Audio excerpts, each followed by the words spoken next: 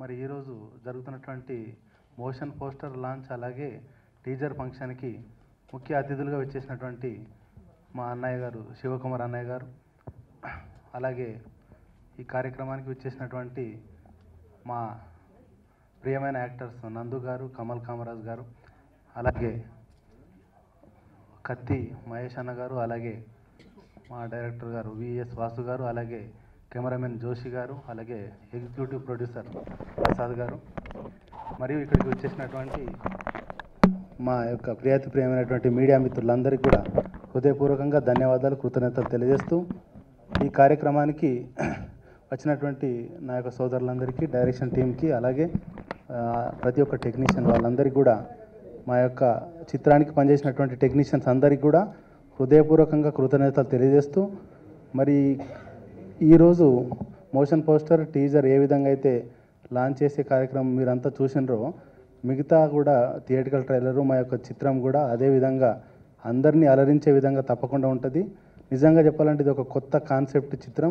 కథ వినగానే director VS Vasu గారు చెప్పిన తర్వాత వెంటనే ఎగ్జైట్ అయిపోయి ఈ సినిమాని మనము తప్పకుండా చేద్దామనేటువంటి విధంగా నేను ఒప్పుకొని, ఏ రోజు అయితే కథ చెప్పారో విఎస్ వాసు గారు అదేవిధంగా అనుకున్నటువంటి బడ్జెట్లోనే, అనుకున్నంతటువంటి సమయంలోనే తెరకెక్కించి మరి బడ్జెట్లో చేసినటువంటి కొత్త దర్శకుడు అయినప్పటికీ మా యొక్క ప్రొడ్యూసర్ల ఒక మనసు గెలుచుకున్నట్టే ఎలాంటి ఇబ్బందులు లేకుండా చేసినటువంటి వాసుకు ప్రత్యేకించి అభినందనలు తెలియజేస్తూ, మా యొక్క టీం అందరికీ, పనిచేసినటువంటి టీం అందరికి కూడా, సహకరించినటువంటి పెద్దలందరికీ కూడా, మరియు రేపొద్దున సహకరించబోయేటువంటి మీడియా మిత్రులందరికీ కూడా, ముఖ్యంగా నేను పిలవగానే పెద్ద మనసుతో ఇక్కడికి వచ్చేసినటువంటి మా యొక్క శివకుమార్ అన్నకి ప్రత్యేకించి ధన్యవాదాలు తెలియజేస్తూ, మా యొక్క ఆర్టిస్టులు అయితే చాలా షూటింగ్ టైంలో చాలా సహకరించారు. పిలవగానే ఒకనొక సందర్భంలో ఒక రోజు వెనక ముందు షెడ్యూల్ అయినప్పటికీ కూడా మా యొక్క ఆర్టిస్ట్ అంటే మా యొక్క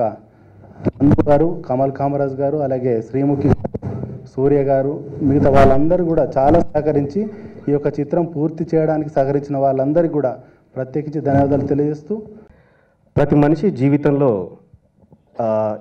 మన జీవితంలో ఎదిగే క్రమంలో ఎవరికో కొంతమందికి రుణపడి ఉంటామండి. అది జన్మనిచ్చిన తల్లిదండ్రులకు కావచ్చు, విద్య నేర్పిన గురువు కావచ్చు, అదేవిధంగా మన ఎదుగుదలకు తోడ్పడినటువంటి వారికైనా కావచ్చు. ఎప్పటికీ వారి రుణం మర్చిపోలేము, మరవలేము. అదేవిధంగా నేను భాస్కర గురుబాబు మీడకు చాలా రుణపడి ఉన్నానండి.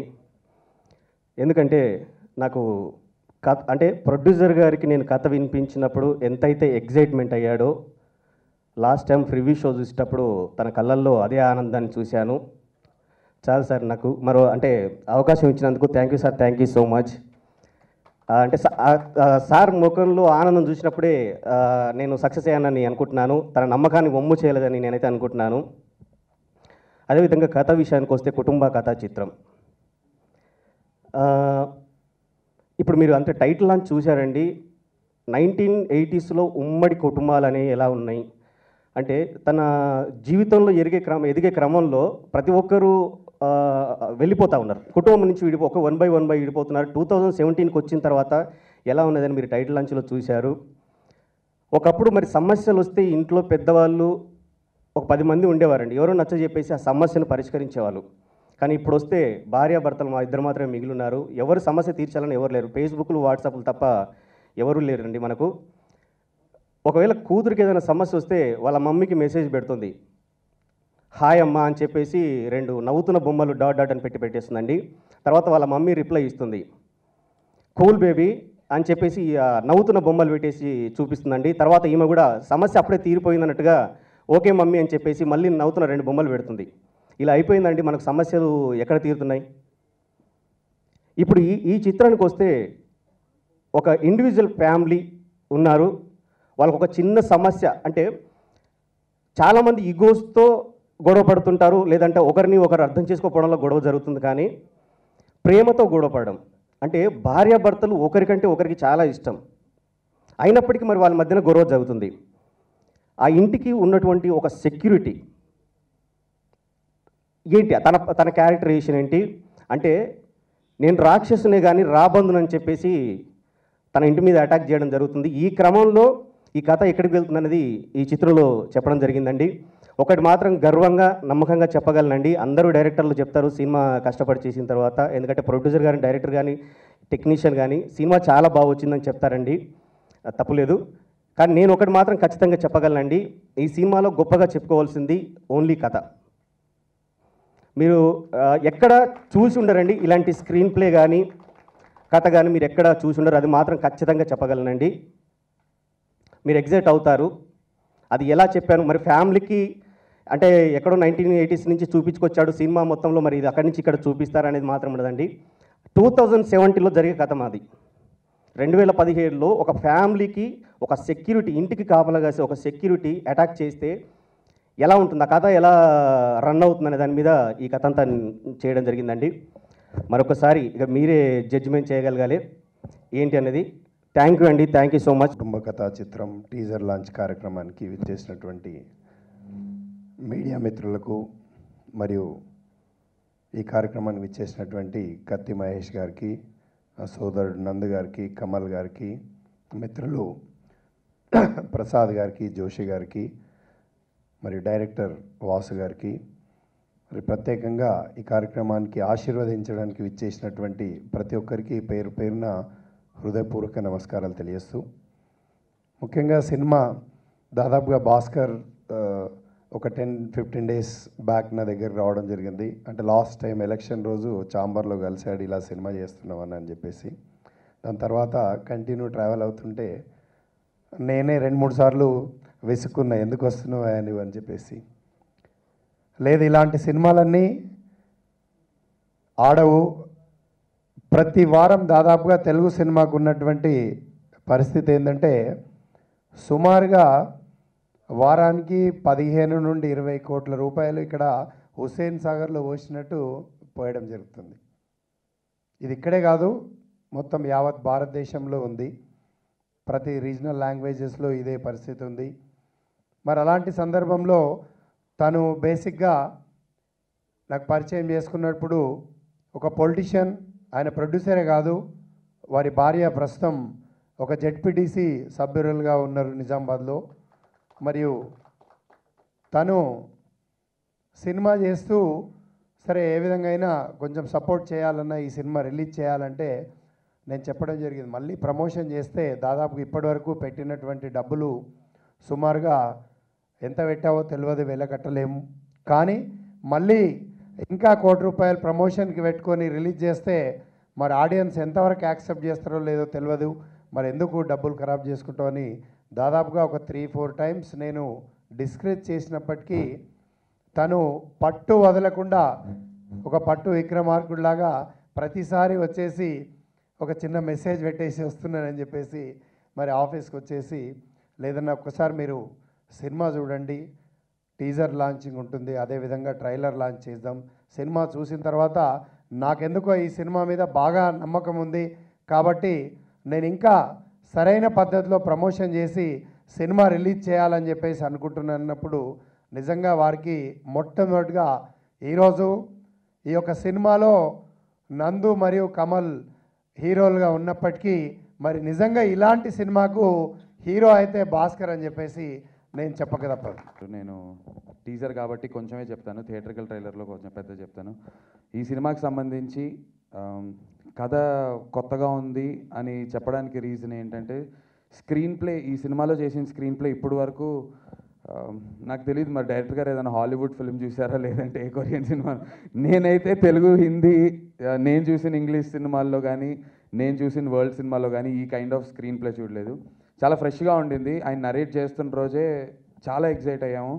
అండ్ అందు గురించనే we could get good team and cast and crew like Kamal Kamaraj, Sreemukhi, Joshi garu, Sunil Kashyap.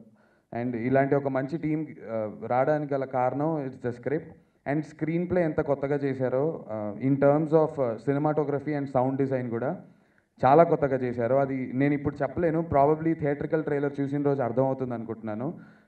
సినిమాటోగ్రఫీలో కూడా రెగ్యులర్ ప్యాటర్న్లో వెళ్ళకుండా ఒక డిఫరెంట్ ప్యాటర్న్, ఒక different approach towards every scene చేసాము. అండ్ యాజ్ యాక్టర్స్గా కూడా యూజువలీ చాలా తక్కువ చేస్తాం అలా మనం మన సినిమాల్లో ఇక్కడ ఫార్మాట్. అంటే స్క్రిప్ట్ రీడింగ్ సెషన్స్ కానీ అవన్నీ చేసి బాగా వెల్ ప్రిపేర్డ్గా వెళ్ళి చేయాల్సి వచ్చింది. అలా చేయడానికి గల రీజన్ ఏంటంటే సీన్స్ డిజైన్ చేసిన విధానం అండ్ కెమెరా వర్క్ డిజైన్ చేసిన విధానం గురించి యాక్టర్స్ కూడా ముందే ప్రెప్ చేయాల్సి వచ్చింది. సో మాకు కూడా చాలా కొత్త ఎక్స్పీరియన్స్ ఇచ్చింది సినిమా. వాసు గారు ఎలా నరేట్ చేశారో అంతే బాగా సినిమాని తీశారు. యూజువల్లీ ప్రమోషన్స్ టైంకి వచ్చేసరికి యాక్టర్స్కి ఇంకో సినిమాలో బిజీ అయిపోయి ఆర్ వేరే సినిమాల్లో వేరే అవుట్డోర్స్లో ఏదైనా ఉండి ప్రమోషన్స్ టైమ్స్లో ఎక్కువ పాల్గొన్నారు అనేటువంటి ఒక చిన్న కంప్లైంట్ ఉంటుంది. బట్ ఈ సినిమాకి నేను సినిమా పూర్తిగా చూడలేదు, డబ్బింగ్ అప్పుడే చూశాను. బట్ కమల్ తను సినిమా మొత్తం చూసి ఒక యాక్టర్గా నాకు ఫస్ట్ ఎక్స్పీరియన్స్ ఇలా ఒక సినిమా చూసి బాగా ఎక్సైట్ అయ్యి నాకు ఫోన్ చేసి, నందు ఈ సినిమా మనం దగ్గరుండి ప్రమోట్ చేసుకోవాల్సిన సినిమా, మనకి వెళ్ళిపోయే సినిమా అని చెప్పాడు.